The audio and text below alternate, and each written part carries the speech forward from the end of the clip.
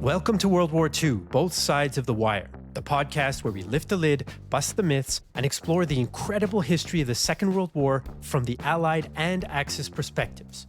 I'm Jesse Alexander, a public historian specializing in the history of the two world wars. And I am Matthias Strohn, German officer, professor of military studies, and author. In today's episode, we're going to once again continue the story of our grandfathers' experiences on both sides of the wire during the Second World War. Hi, Jesse. Another week, another podcast. This is the third recording about our personal family stories. We are on a roll. We were talking about this offline. We think, dear listeners, we can probably do about 15 to 20 episodes on this if we really want to. So just stick with us. Don't worry, we're not going to do this because it would get probably a little bit dull after a while. Not yet, however, not yet. And that's why we're doing the third one. So, Jesse, where are we at in the war, in our personal stories? What's happened so far? Give us the gist of it. This is the grandfather saga of all grandfather podcast sagas. But I hope, listeners, that you're enjoying it, as I said in the last episode, as much as I am. Essentially, the story of my grandfather, James. He signs up in 1940 with an infantry unit in the Canadian Army, the Cameron Highlanders of Ottawa, spends 3 years training in England, waiting for the big day, D-Day. His unit lands on June 6th on the beaches. He does not, because he's on a training course. He joins them in July, fights through a very difficult, very bitterly fought Normandy campaign, is not wounded, often in action though, and he is, just as a reminder, a part of a machine gun unit. So they have heavy machine guns. They move using small, lightly armored tracked vehicles called universal carriers or Bren gun carriers, and they're divided up in platoons to support the foot-slogging infantry, Canadian foot-slogging infantry of the 8th Canadian Brigade. And that essentially is where we got up to with my grandfather, James. Well, in many ways, I've realized that my grandfather's story, at least up to this stage, was probably, what's the right word, a better one than your grandfather's because, well, he was conscripted into the Air Force. He joins an anti-aircraft unit. He then takes part in the campaign against Poland in 1939 and then against France in 1940. And then for the rest of the war, he's actually stationed in France, in the Pas-de-Calais area, in the area of Boulogne, basically safeguarding, protecting one of these airfields where you have German fighter planes doing whatever fighter planes do in the air. So in many ways, not a very typical war, you might say, because he wasn't sent to the Eastern Front. So he was really, really quite lucky. Also, perhaps more uneventful than your grandfather's story, which you might say in war is quite often a good thing. It doesn't make for the great war stories afterwards, but as we all know, people who've really seen stuff, they don't really tend to talk about their experience an awful lot, not all the time, because they have seen things. Even if they do tell war stories, I mean, most of the great war stories that there ever could have been don't get told because the people get killed who would have told them. That is very, very true. So There's a German saying from the time, it's a very thin line between a wooden cross and an iron cross, which sums it up quite nicely. That is a great saying. Good. And I remember when I was little, because this is Germany after the Second War, so everybody fought in the military. I always find it interesting when I was still teaching, for example, at the military academy here at Sandhurst, so teaching the British officer cadets, and we're talking about World War II and talking about consequences of war and death and killing. And they always asked, so who's lost someone here in the war? In World War II, and maybe out of a syndicate of 15, 1 or 2 hands would go up. And these are military families to a large degree, not all of them. And okay, that's 1 or 2. You ask a question like this to people in Germany, Poland, Russia, anywhere, every country east of Germany, all these hands would go up. It's just a very, very different experience of war. And I remember we had an uncle, so not my grandfather we're supposed to be talking about, but well, my great uncle he was, and being this naive, I don't know, 6, 8, 10-year-old boy, I can't remember. "Oh, I think war is great." And he said, "Do you really think so?" And he just, we were sitting there with the family having family lunch, and he just took off his shirt and showed me his back, and it was full of shrapnel because he'd been on the Eastern Front and they couldn't get the shrapnel out after he'd caught it all from a Russian artillery shell. And he said, "This is what war is really about." And this is the first time I thought, whoops, war is not this cool thing that you read in commando magazines or see on a very heroic 1960s film when people get shot and they don't even bleed. So there's a very different story to it as well. And on that happy note, it's a perfect introduction to our podcast, of course, dear listeners. I think we should continue with our stories. So we got all the way up to Normandy. The breakout is about to happen or has happened. Your grandfather fighting his way through. My grandfather still sitting in the Pas de Calais, probably being quite happy to be sitting in the Pas de Calais. I'm assuming, I don't know, but I'm assuming that his battery was sending lots of messages back up the chain of command, telling how busy they were. No, no, you can't send us to the Normandy front. I don't know, but that wouldn't surprise me. But then the Allies get closer and they have to pick up and they have to get out. So we left it last time somewhere around this. So Jesse, is there something that you need to say to catch up with the story to take us to where we need to be? Well, after the Normandy campaign kind of comes to an end, and my grandfather's unit sees lots of action at the Falaise Gap, this action where they're trying to surround the German army, which they bag part of it, and part of it gets away. Kind of a missed opportunity in a way on all sides. In any case, the Canadians then move up the coast. And this is again where we have a bit of an intersection between the two stories because my grandfather's unit, as I mentioned, normally they're providing close fire support to the infantry, but they can also be used as infantry themselves if it's necessary. And in August, September, October 1944, the Canadian Army is facing a severe shortage of infantry. At this point, still don't have conscription for overseas service. They have conscription, but overseas is voluntary. So you can be conscripted in Canada, but then you can just say, yeah, but I'm just going to serve out my time in Canada, protecting critical infrastructure, bases, training, etc. And quite a lot of people do that. And so you have what's called in the public discourse the zombie army that's kind of almost useless from a warfighting perspective of all these conscripts in Canada who just say, I don't want to go and fight in Europe. And what this means is it creates a problem for units like my grandfather's who are at the sharp end because they've taken casualties now for a couple of months, several months, and they don't have enough replacements. So they're getting under strength, they're getting exhausted.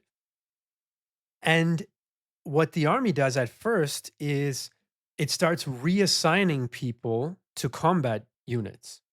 People who've been trained as Mm, typists, mm, people mm. who've been trained as maintenance guys, people who've been trained as cooks, map readers, whatever. They are all of a sudden put into my grandfather's platoon, for example. And he recalled this. He said, man, we were getting people, they didn't know what they were doing. They had never been through proper infantry combat training. And so he said, we tried to stop them from getting themselves killed, taking them under our wing, protecting them, but they didn't know what they were doing. And this was a serious problem for the last part of 1944, which while the Canadians are moving along the French coast, it's not the end of the world because the action was not as intense as in Normandy. It will become the end of the world in the Scheldt estuary, but that's the next phase. So the point I'm getting to is that the Cameron Highlanders of Ottawa and my grandfather were used as pure infantry in the assault against the port city of Calais, which is a well known port, right? And in the capture of the well known port city of Boulogne, which There we your go. grandfather had just vacated. There we go. So Mhm. I've got a map where I can even go down the streets where my grandfather's unit was advancing as infantry to capture Boulogne. the fighting was not super intense because, of course, the German garrison at that stage, they knew the jig was up. There's this negotiation between the Canadian commander and the officer in command of the German garrison, where he basically says, "Look, you're going to surrender, or we're going to unleash everything we have, and we're going to kill all of you." That's I'm paraphrasing, but that was pretty much the communication, and so the Germans surrendered, and Boulogne was captured. Yeah. Mm. Who knows? Maybe my grandfather ended up snatching a night in the same hotel room where your Very grandfather possible. had been living it up during his time there, just perhaps just weeks Uh, before. Who knows? It is fascinating, isn't it? Dear listeners, again, we didn't talk about this before and we had no idea. We just said, wouldn't it be interesting to do a number of podcasts on family history and linking that to bigger operational, strategic, and other questions and points, and just finding all these parallels. I mean, that's fascinating. I think there's a film here, if you ask me. So, There's at least a book. any Hollywood directors out there amongst our Yeah. listeners? Yes, we are available. So there we go. It's very very simple. But no, it's fascinating, isn't it? And as you say, well, my grandfather, he said we're just packing up, and they were just running away from the others at that particular point because they didn't want to get captured, and that's it. So yeah, they probably got quite close to each other. I mean, isn't that fascinating? And we have talked a lot about atrocities as well. We have talked about the SS, and we have talked about also Germans doing nasty things in France and mistreating the civilian population, the clean war of the Wehrmacht myth, all these things.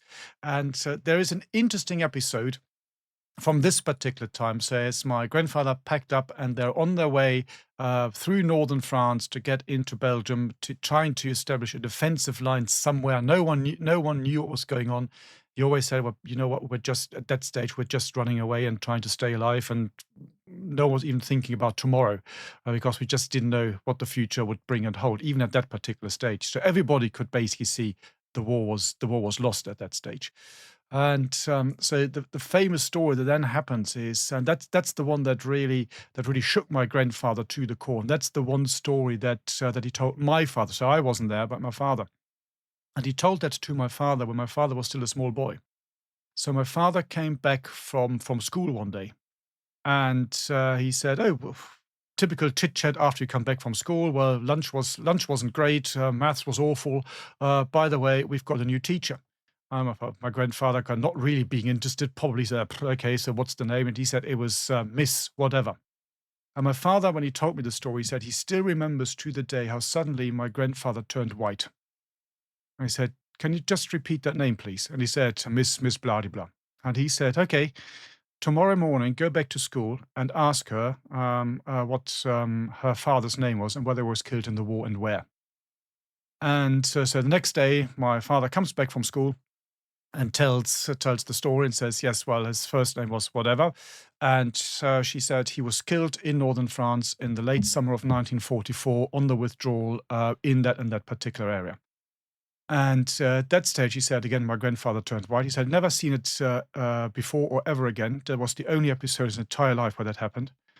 And I said, "Okay, come with me now." I hope, what's going to happen now? What are we going to do? And he said, Where does she live?" And they walked up there and he rang the bell. My father was there in tow. I said, "I've got no idea what's going to happen now. So what's going on here? Is it going to be 15 hours of extra math homework or whatever?" And so the lady opened and my grandfather said, "So hello, this is me. Your father, was that him? Was he killed there and there at that particular date?" She said, "Yes, how do you know all this?" And he said, "That was my best friend." "Oh, I didn't even know that." I said, "Do you know how he died?"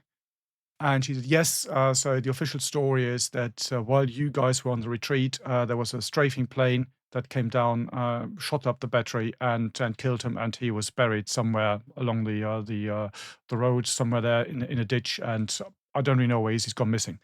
And he said, "Okay, that is not true." I said, "Okay, what is the real story?"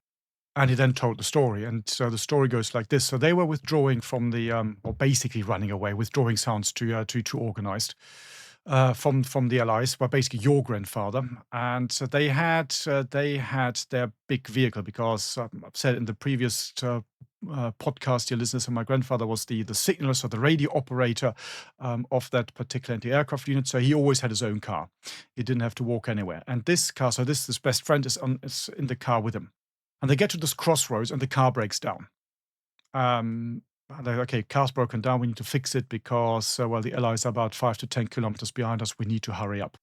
So my grandfather's standing there, not being the mechanic. The other guy, potentially knowing more about cars, I don't know, gets under the car trying to fix whatever it is. And so, can you see what it is? Yes, I can see what it is. I don't know. He didn't say what it was. He said it was something minor. He said, I need about 50 minutes and then I can fix it. It'll be fine. At that moment, a Kübelwagen, so this is the German Jeep equivalent, so to speak, drives up, stops. Out jump two people in camouflage uniform.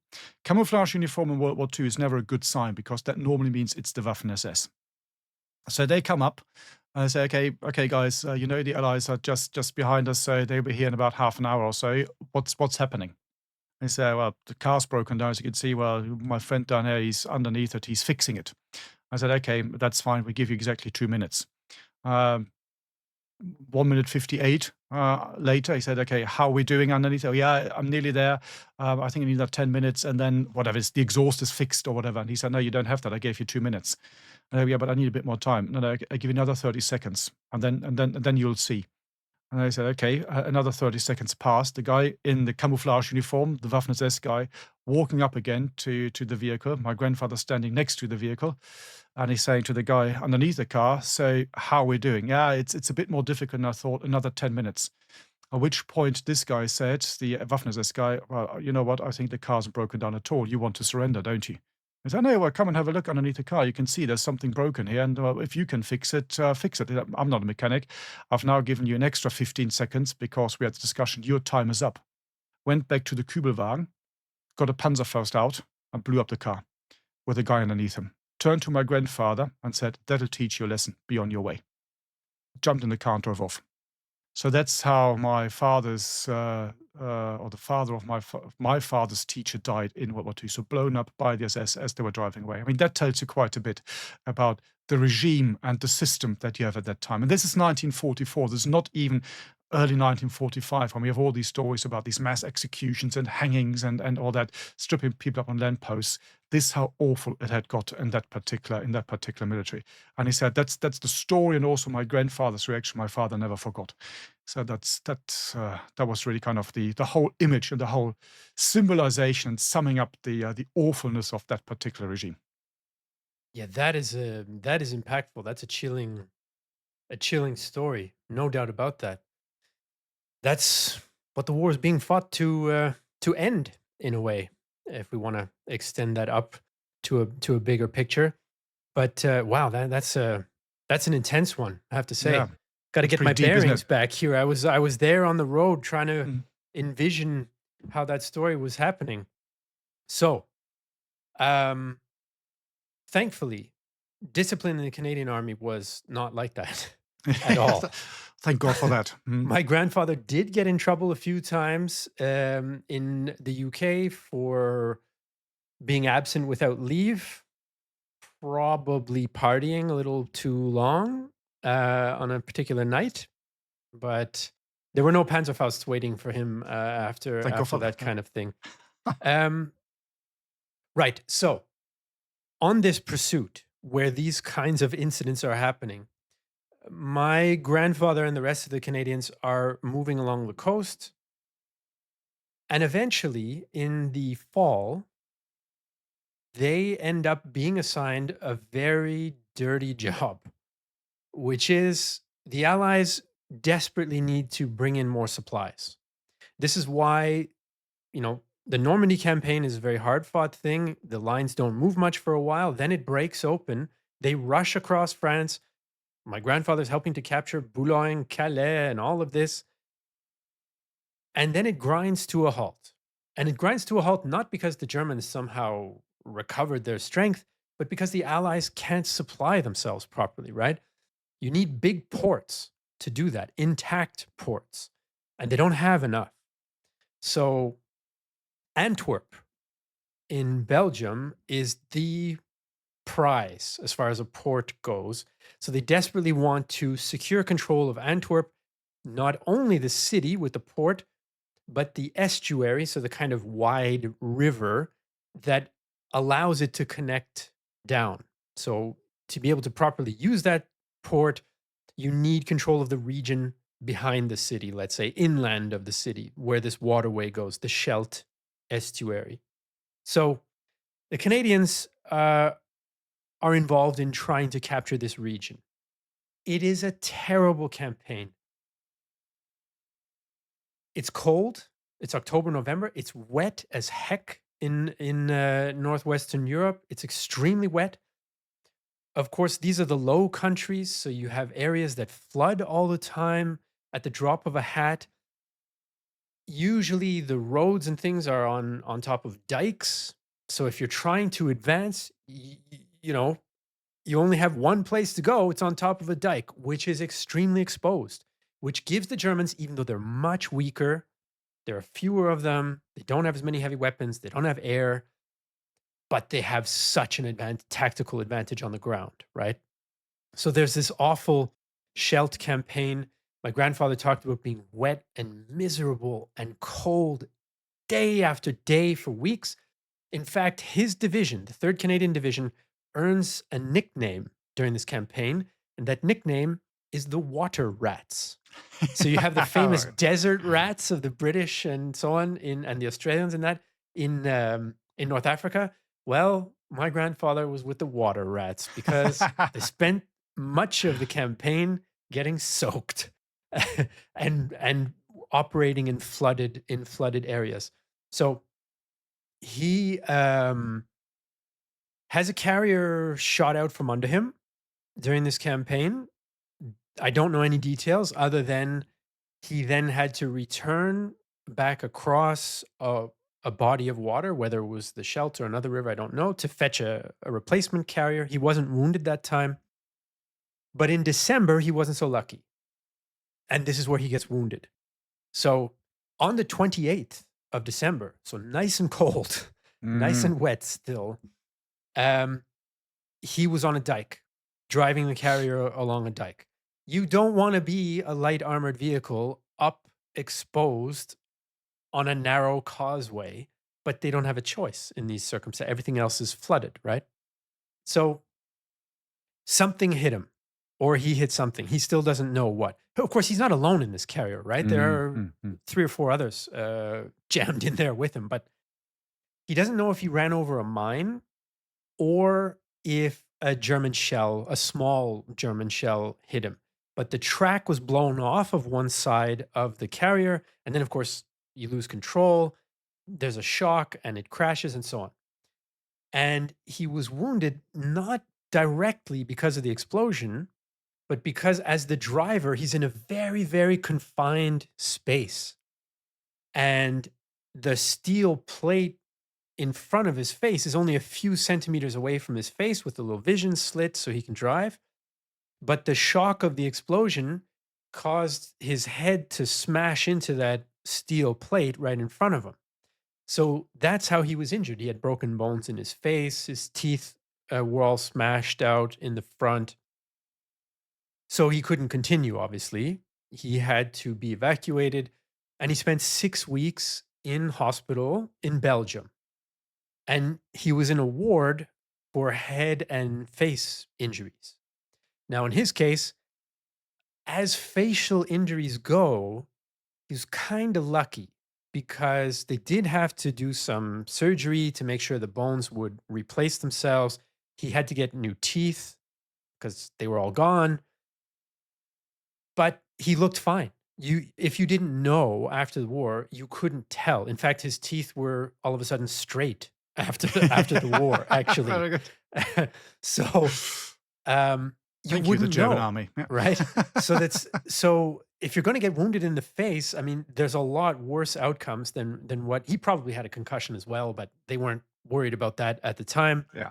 Yeah. When he was in the hospital, though, he said he saw some guys who he really felt for. Pilots whose faces were completely burned, a guy who'd been wounded by a booby trap because, of course, the Germans would leave booby traps in houses and underneath interesting things that Allied soldiers might pick up or whatever. And the guy next to him, his head was swollen up to the size of a basketball, full of wood splinters because in a household made of wood or door or whatever. A booby trap went off and filled his head with wood splinters. Some guy in his ward had no nose. So, he really felt himself lucky, actually, Mm, to have mm, gotten mm. off with the damage that he got off with. So he spends New Year's 1945 in hospital recovering. And eventually, 6 weeks later, he's returned to his unit because he's considered fit for combat.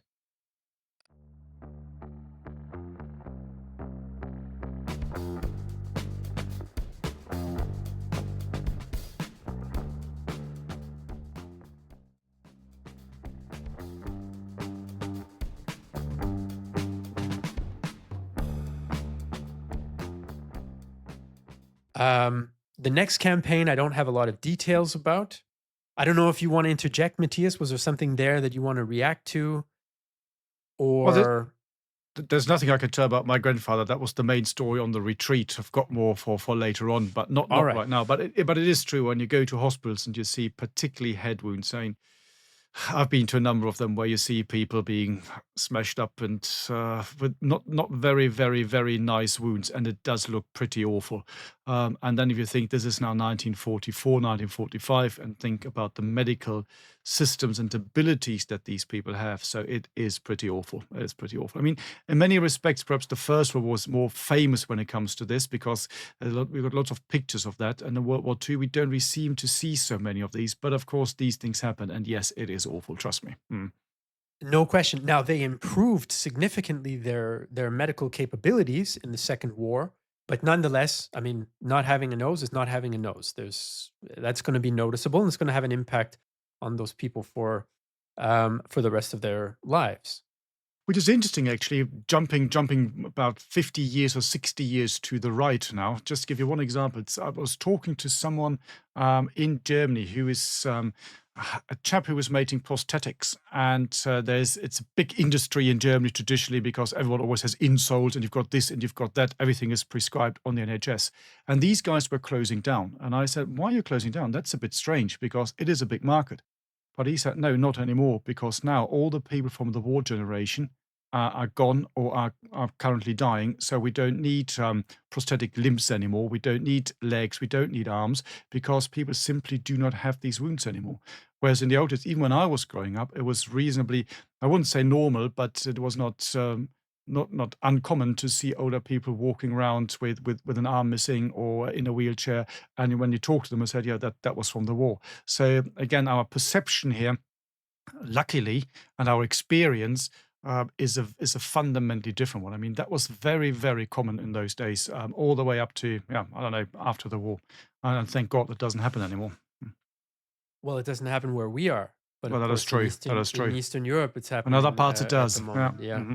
In any case, yes, I remember even in the 1980s when I was growing up, the the Association of War Amputees, Hmm. we refer to as the War Amps in Canada, was a very active civil society organization. There Hmm. were television advertisements all the time for their charitable activities, helping children who'd lost a limb in an accident. You'd have war veterans kind of becoming their sort of mentor or whatever, and they had all sorts of charitable activities. And the head of that organization lost his leg on one of those dikes near where my grandfather was wounded, just a few kilometers away, Cliff Chatterton. He came and visited one of my university classes actually, and Oh, there we talked go. about Hmm. his work, which was quite interesting. In any case, to start wrapping up the combat story of my grandfather, he was involved in the last campaigns of the war. We have this Operation Veritable in February, March 1945. Again, a very dirty, grinding campaign in Western Germany along the Rhine River and then crossing the Rhine River in March. He was involved in that. I've stood probably tens of meters, maximum 100, 200 meters away from where he was fighting in the Babelberger Wald near the Hochwald in the Rhineland. This is a famous engagement for Canadians. Very costly, controversial engagement where the Canadians basically didn't really force the Germans out, took extremely heavy casualties, and then the Germans withdrew as a basically as a planned under pressure, but a planned withdrawal. So he was involved in that campaign, which was also flooded, thus really double earning them the nickname Water Rats. And of course, well, it is a very, very famous, important, influential battle, and it must be because we did an episode on that. So that's Absolutely, naturally, only absolutely the there we are. best here on both sides of the wire. We only pick the most important aspect. So after this, the Canadians are redirected northwards. So they cross into Germany. There's fighting there, as I say. Then they cross northwards into Holland, do quite a bit of fighting there. And then they cross into the very northwestern corner of Germany.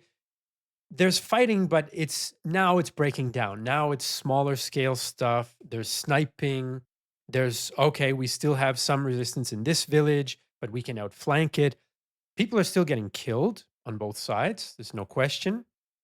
But the fighting after the Reichswald campaign on the German side, it's just a lot Mm, less mm, mm. organized. So this is almost, there is less fighting.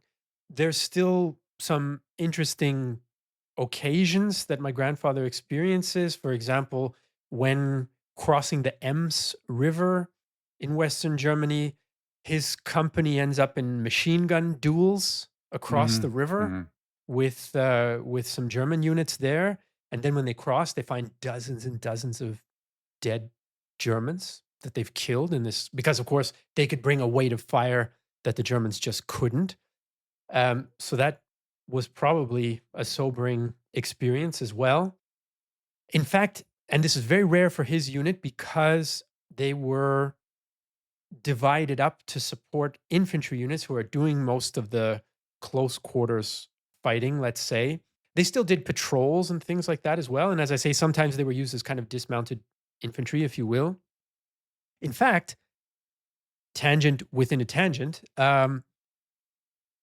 he was on so many night patrols that he told me he could recognize whether in the pitch black, if could tell that there was someone else there, he could tell by the sound, he could tell whether it was a German patrol by the sound of the rubber folding on the German gas mask, the way that they hung them on their webbing or whatever. When they would take a step and their leg would move, the rubber on the gas mask would make a little sound, a little folding sound. And he could use that sound to recognize if that's an enemy patrol as opposed to a friendly one. And he said he could also recognize the smell of the Germans because of the German army soap had a particular smell. Now, if you are close enough on a regular basis to recognize the smell coming off of a person, I mean, you are not relaxed. In that, like, that is a stressful position to have been in multiple times. So, and then I remember when he was telling me this as a kid, I'm listening and I said, well, but what happened if they realized you were there? Like, if, and he just kind of very matter of factly didn't get into details. He just said, well, then we opened up.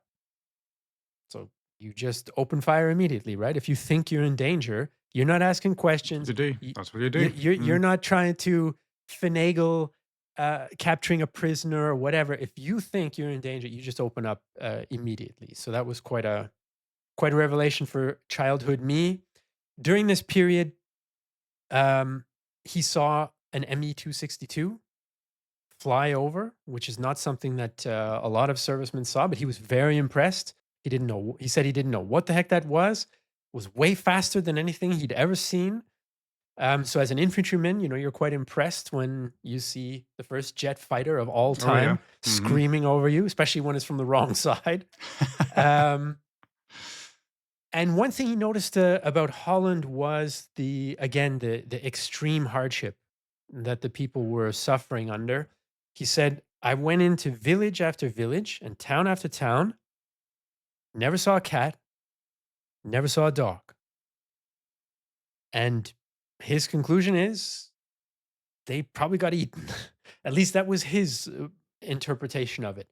He did say that, he gave food to civilians when he could, also German civilians, because when the war stops, then in early May, he's just across the border in northwest Germany. And of course, it takes time to arrange for food to make it to the civilians and so on. And apparently, there was one little red-headed German boy who would come to him in the town of wherever they were, out of curiosity, maybe. But then he started giving him candy and giving him food and stuff. And when the German boy's mother saw him doing this, she ran after him, said, no, no, she was afraid. She didn't want interaction because you don't know a Yeah, bunch no, of yeah. guys with weapons and stuff who've just been fighting and killing. And, civilians generally have good reason to be afraid of enemy soldiers in their area. And it doesn't matter what context, you're going to be cautious because things can happen, right? So this mother was trying to stop the child from coming to my grandfather, but when he was kind to it and gave the child food and stuff, then she allowed it. And apparently this kid came back more than once. So that's kind of a bit of a nice end to a very awful 9 months for my grandfather. He never talked about killing anybody, but there's no question as an infantryman, as a No, probably, machine yeah. Yeah. gunner, it happened, right? One time after the war, he often went to the Royal Canadian Legion, which is similar to the British Legion, right? So it's a community place in most towns where former servicemen can go and their activities. It's a community hub based on veterans. Used to be anyway. And he would go there quite a lot in our town. And apparently, at some point, some guy, there's a lot of drinking that goes on in these places. And someone was asking him, Jim, come on, Jim, tell us, Jim, how many Germans did you kill?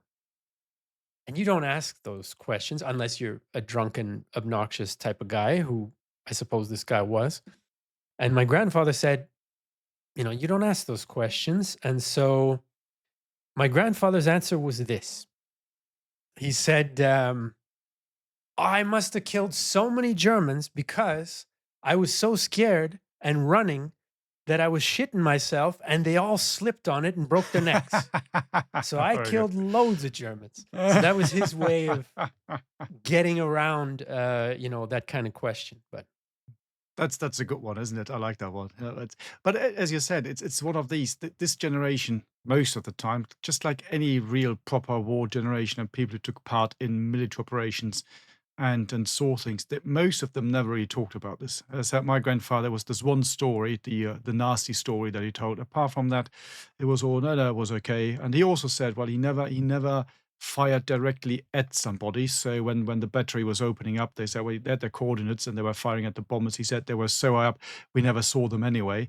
And even afterwards, he said, as they were running away, there was no need to fight anybody because we're too busy trying to get away and not get hit by that air power. So there's a very common theme here, isn't there? It's really interesting when you start to analyze this and look at the psychological factors of all these things as well. So listeners, beware whenever you get someone sitting in the bar and pub and telling you that he killed so and so many Germans, Brits, Americans, Taliban, Russians, Ukrainians, whatever it might be, it's probably not true, or he's a complete nutter. One of the two probably yeah, those are the applies. two options. Yeah. These are normally the two options. That's it. And again, when you bring the whole story to the end with my family, so again, relatively close to where your father, because I know exactly where the Emsland is, because that's not far from Münster, where I'm from. So that's the Ems is a few kilometers up north.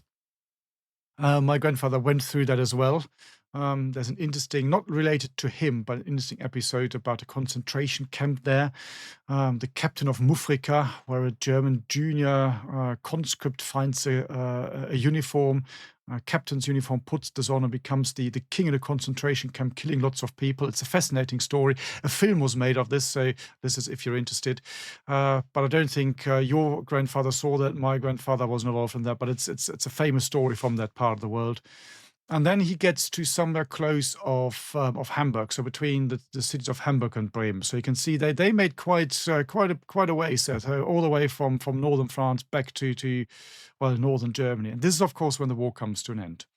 And so they're then told to surrender to the Allies, and they do that. And the last action that my grandfather did, still in proper German uniform, was go to the swamp, take the pistol that he'd somehow acquired in France in 1940, and stripped that and threw all the parts into the swamp, because he said, they're not having my weapon. Which again is one of these stories that you hear quite often, don't you? That this happens. So somehow this is really important to them. So it does that, and then they surrender. And they go to the camp, and we talked about this in some detail already in the episode on German prisoners of war. So the problem is now that the war is over, and you've got these guys who've just surrendered. The war is no longer ongoing. What do you do with them? And they are not prisoners of war, but they're internees. There is a sub-story to this, which you also explored in the other episode.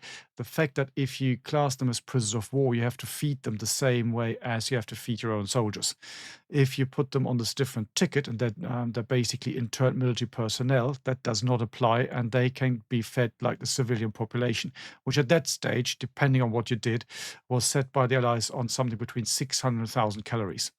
So you immediately more than half the requirement of food you need to give to these people. So that's the sub story to this, but what's also important. But for him personally, the interesting thing was that the Allies said, okay, you're no longer prisoner of war, and we don't have enough men to guard you. So as long as you're back in the camp by nightfall, you can do whatever you want. So they just wandered off, went into the cities and towns, and as you do when you're a man in your early to mid-20s, they went to the still existing bars of Hamburg, because there weren't that many, because Hamburg was flattened. And they basically just started drinking and, I don't know, smoking, playing cards, whatever you do. And the interesting thing, and again, I mentioned it on the other podcast, when he then married my grandmother, and that was in November 1945, the wedding present, so his parents' wedding present, was to go to Hamburg, go to all the bars, and pay the tabs and pay the bills from their drinking session. So I think that's quite a nice story to that. What's also interesting, when I then look at this particular end, so November 45, they marry. I still got their wedding rings, and it's cheap metal. That's what it is. So there's no gold, there's no silver, because there was nothing in that country at that particular time. And of course, they're all completely displaced. My grandmother had served close to Potsdam at that particular time in the Air Force High Command. They're then told to get out when the Soviets arrive in late April 1945. She then ends up in a farm complex in the far north, Schleswig-Holstein, and then through letters and this and that, in the late summer, they find each other, and then they get married, and the rest is history. But again, this the grandmother story, shifting fires a little bit to the female side now, just very briefly, is also interesting, because you can see again what war does to people. Because she'd been in close to Potsdam, so close to Berlin. So, dear listeners, if you're British, Potsdam is a bit like Windsor. So it's close to the capital, lots of palaces. That's where the royal family used to live. And close to that was the Air Force High Command. So she was in Berlin on the 20th of July, 1944, when the plot happened. And she always told these stories. It was very, very strange, because suddenly all the trains wouldn't stop anymore. All the doors were locked. You had the armed guards standing on the platform. She didn't know what was going on. That was because she had to go to the ministry in central Berlin from the High Command outside. And lots of other small stories, but one which fits in quite nicely in this context here, within this context, there's a whole barbarity of war. So they're told to get out of this area because the Soviets are coming in late April 1945. And panic strikes, and everyone's trying to get a seat on all these vehicles, and a few lorries driving off. And she and some of her friends go to this driver and say, "Well, please take us out." They're in their uniform, because she was one of these weather girls in the Air Force High Command. And he said, "No, I don't want you. Know you're slowing us down. You're girls. You're too slow. You can't get on the vehicle." And they're having about a 5-minute discussion about this. And in the end, he said, "Well, not my problem," and just drives off. And drives up a little hill. And when he reaches the top, on the summit of that little hill, there's a Soviet strafing plane which comes along, shoots up this particular lorry, and it explodes, and everyone's dead. The comment by my grandmother was not, "Oh my God, poor people," or something like that, "deserve some right. If he'd taken us on the lorry, we would have been off the hill by that particular stage. What an idiot he was." And that was it. And just again, it tells you something about how you adapt, if that's the right word, to the realities of war.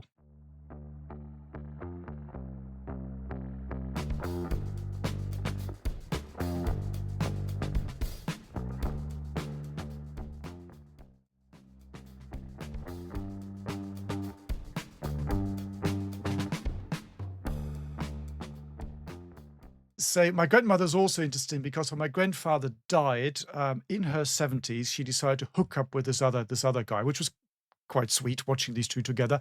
But he had a very, very different experience from the one my grandfather had. So he had joined a tank division and he'd spent 3.5 years fighting on the Eastern Front. And again, lots of interesting little small stories, maybe just throwing in two or three here. So he had his own lorry, so he was logistician, so he had to supply the troops.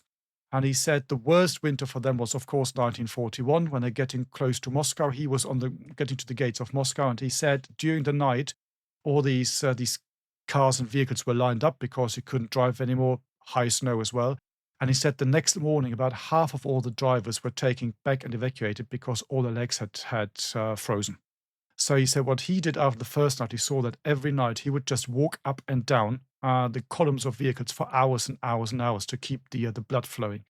Um, Also interesting, when he was in his 80s, he would insist on driving his car through German towns where the speed limit of 50 kilometers an hour, doing at least double. And he just went. And whenever he was taken to one side and said, "You can't really do this, but do you think that's the right thing to do?" The standard answer was, "I managed to drive my lorry to the gates of Moscow in 1941, so I can handle this." So what do you say to this? What do you That is say to the this? There's ultimate not mic drop. there's a lot you can do. So he continued to drive, which was all very, very scary in many ways. He also said because he had to drive around with his lorry supplying troops and picking up supplies somewhere from the rear. And he said he was always doing it on his own. He liked to be in this little driver's cabin all by himself. And I said, "Well, that's dangerous. You're in the Soviet Union. There's a war going on. There's partisans." He said, "Never saw a partisan in my entire life." He said he would always stop at all the houses, go in there. The population, he said, was friendly. They might have been frightened, you don't know. But he said, never saw anything. There were no problems, no partisans, nothing. Nothing ever happened. Did he tell the truth or not? I'm not quite sure. But that's what he said. And the last story about him, which was also a very, very strong one, I think, is so they fight on the Eastern Front till late 1944. They then moved to the Western Front to face the Americans with their division. And this is all part of what you were talking about, Jesse, earlier, the Ruhr pocket, so the crossing the Rhine, crossing the Ems, and that was the southern part. So they were facing the Americans. And he is wounded. And it's a hand wound. It's not particularly bad, but it's enough to take him out of combat. So he's taken back to hospital, he's patched up, and the nurse tells him, "Well, this is what you need to do now, because this is now April 1945. Everyone can see this is done." He said, "If you don't do anything, your wound will heal in a few days. So what you need to do is go over there, there's the stables, there's horses in there, take a horse's hair and put it in there, because that means it's not going to heal." So he did that. Of course, got very yucky. But every time the doctor came and took the hair out and said, "No, it's still not there. Okay, you have to stay." And then he decided, you know what, this is all getting a bit silly here. I think we're probably not going to win this war anymore, so I might as well be off. So he basically ran off from that hospital. I managed to get back home to this area. He was also from the Iserlohn area, so the eastern part of the Ruhr area, the eastern part of the Ruhr pocket at that particular time as well. He managed to get back home and goes into the house. His parents, of course, overjoyed. "My God, we haven't heard from you. You're still alive. Brilliant. Well, the Americans are 5 kilometers down the road. They'll be here tomorrow. The war's over. Brilliant, you've survived." His aunt is sitting there, and she's saying, "Hang on, what are you doing here?" I said, "Well, I'm wounded, and this happened, and you see, how very clever." So I put the hair in, and then I ran off and said, "So, let me get this straight. You're a deserter, aren't you?" And he said, "Well, if you want to put it this way, probably yes." I said, "Okay, I'm going to report you now." She stood up, walked out, and reported him to the authorities, who was still functioning. That's the strange thing about German bureaucracy; it works till the end. So he basically had to run off into the woods. He hid in the woods for one day. Then the Americans arrived, took over that particular place, and then he could come back and then rebuild his life. So probably not very many happy family reunions afterwards, and 50th and 60th birthdays with that aunt in the room, who reported her nephew one day before the Americans arrived for being a deserter. Again, that tells you a lot about the grip that this system had on society and individuals and people in that country at that particular time. So absolutely awful when you think about that. Yeah, no question about that. Mentioning drivers and lorry drivers, that reminded me that one of my grandmother's brothers, right? So I had these four great uncles who also served. in World War II. One of them drove an ammunition supply truck. Now that's kind of a That's a nice stressful thing to thing. do. Exactly, because something happens and there's nothing left of you, right? So he did this for the duration of the war in the Northwestern Europe campaign. Comes back home after. I don't think he was wounded physically, but obviously there was some psychological trauma because he never drove again. His job was to drive a giant lorry. He would not drive anything other than like an all-terrain vehicle around the camp that we had on a lake for fishing and stuff. That's where he lived actually. Just Mhm. lived in the middle of nowhere, didn't drive. His wife, which this was not common in the 50s, right? His wife drove everywhere Yeah. because he was just Mhm. like, nope, I'm not doing that anymore. Somehow, sitting behind the wheel, he just couldn't take it after the war. My other great uncle, my grandfather James's brother, Gilbert, he was also a driver in the medical corps. He drove an ambulance. Um, and at some point, in my mind's eye, I imagine that they were evacuating casualties from a building or maybe an underground shelter or something. But it collapsed. Wherever he was, stuff collapsed, and he was buried in the rubble or in the ground. I don't know exactly which, for an extended period of time. So they dug him out after this German shell or whatever had caused the collapse. They dug him out, but he was completely loony for Yeah, yeah. a little Yeah. while. Like he completely lost it temporarily, right? Then he recovered his wits and he went on to continue to serve and so on and so forth. But but yeah, that was no fun. And he and my grandfather one day were walking down the street in their hometown in Carleton Place, Ontario, and a car was driving along and it backfired. And my grandfather said his brother, Gilbert was his name, just threw himself on the ground without thinking, just immediately, car backfires, boom, he throws himself on the ground in the middle of a quiet Canadian town where he grew up, spent most of his life. So yeah, those psychological scars are definitely a thing for everyone who's involved. I mean, there's some proper PTSD going on there, isn't it? Absolutely. And I remember growing up, and you went somewhere to family gatherings, whether it was your own family or someone else's family. There was always someone who was slightly strange because he was always behaving in a funny way. And they say, "What's wrong with Uncle blah de blah?" And the answer was always, "Well, he saw things in the war," and that ended this discussion. I mean, this is a time where you don't have PTSD. Well, it was diagnosed, really, was called different things, but what's the cure? What's the therapy? Just, well, pull yourself together, man, isn't it? That's the good old Or therapy. alcohol for a lot of Oh, okay, people. yeah, that's very true. Yeah, Yep, for a that's lot of people. yeah. That was a factor for some relatives of mine as well, not my grandfather. But um, one other instance. Well, okay, I want to orient us now because we're deep into our third episode here about the stories of our grandfathers and a little bit of our extended families in the Second World War.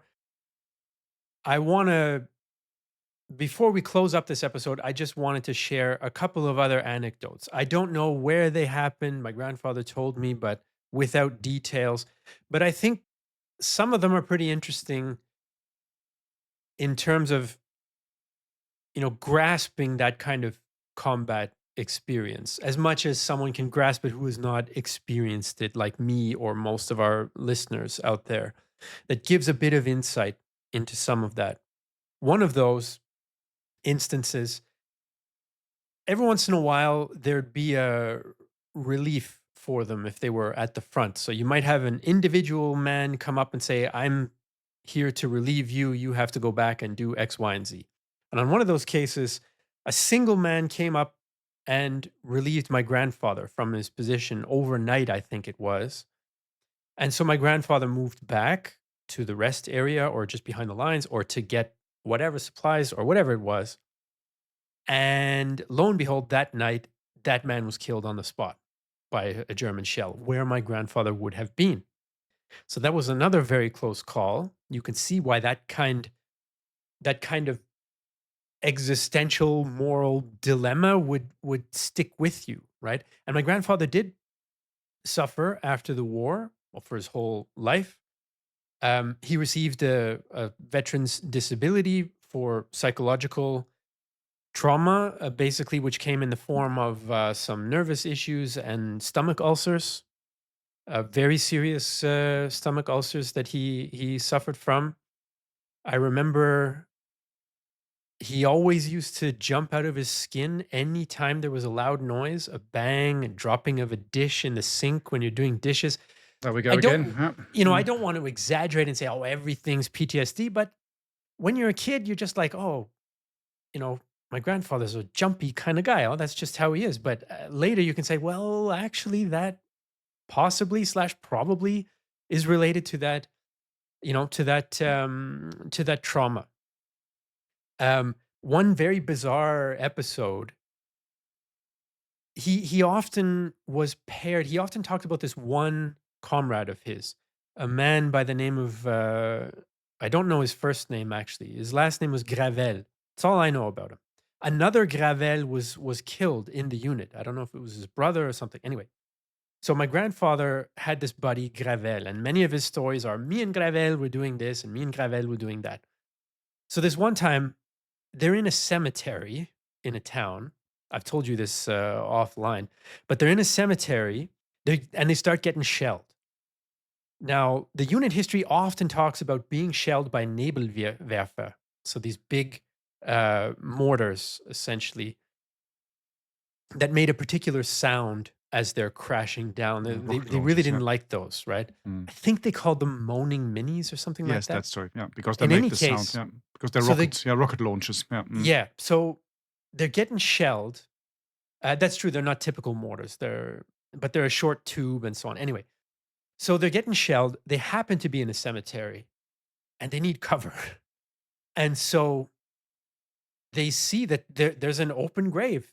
The civilians were about to bury someone, and they hadn't gotten to it yet, but the grave had been dug.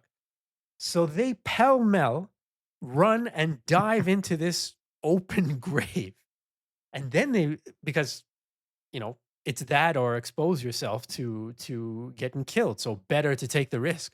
So they chuck themselves into this grave, and it turns out, in my grandfather's estimation, it's not the usual 6 foot deep grave, but it's 8 or 9 feet deep. So we're talking, 2.5 or 3 meters. That's not that easy to get out of. So it's such a bizarre image that you're in war, you're under threat of being killed, and all of a sudden, you're at the bottom of this grave looking up in the earth already, in that cold earth where you don't want to be. That's the cause of your whole stress in combat is you don't want to be in that grave. And yet, there he is standing in there. They got themselves out, As, of course, with the two of them and that, but it's such a, I don't know, that's such a metaphor somehow, it's crazy. So there it these are is. the Yeah. kinds of things that he experiences time and time again.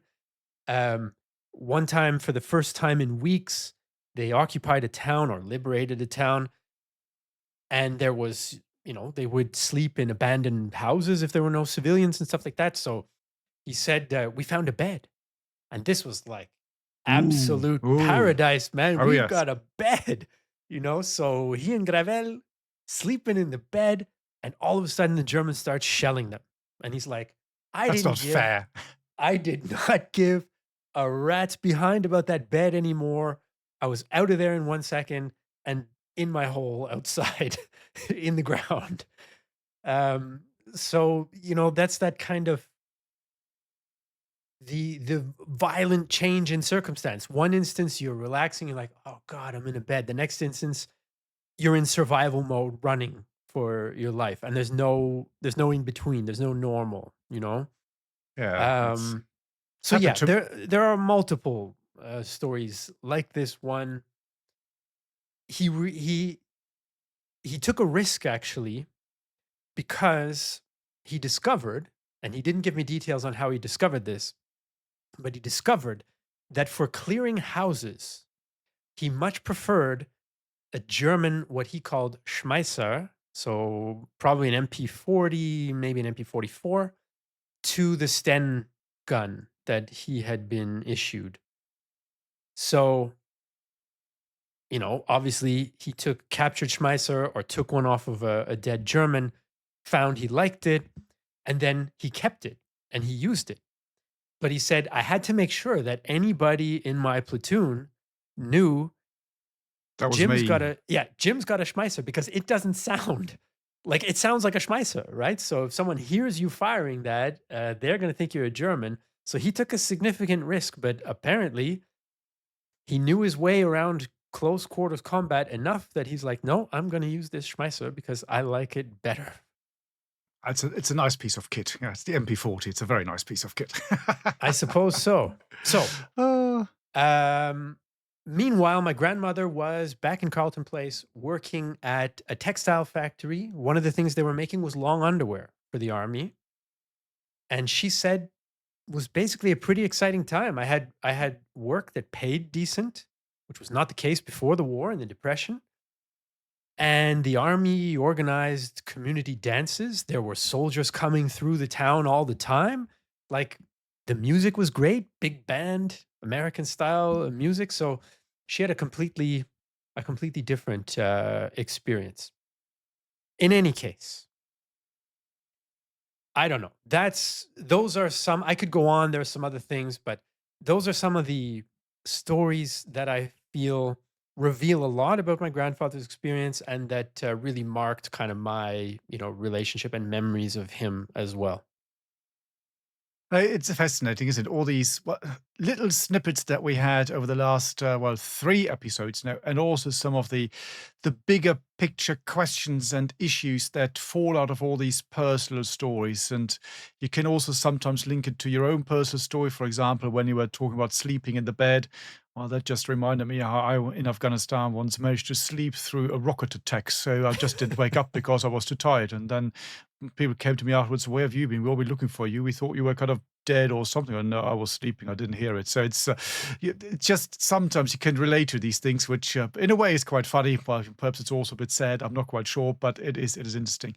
And as we said now over the last 3 episodes, isn't it fascinating to see that we've got these two individuals from both sides of the wire, and their experiences are actually not dissimilar. I mean, in many ways, your grandfather's one was more what's the right word? Harrowing, awful, extreme than mine. He had, in inverted commas, a reasonably good life compared. There's a total war going on, but when you just look at the locations, you look at training, you look at the human hardship, everything that we've talked about in the last 3 episodes, it is fascinating that the moment you bring it down to this particular level, and you leave behind things like politics and war crimes and everything we've also talked about, but just the here human level, how similar people on all these sides, on both sides of the wire, really, really are. So a soldier, when it comes to this, is basically a soldier.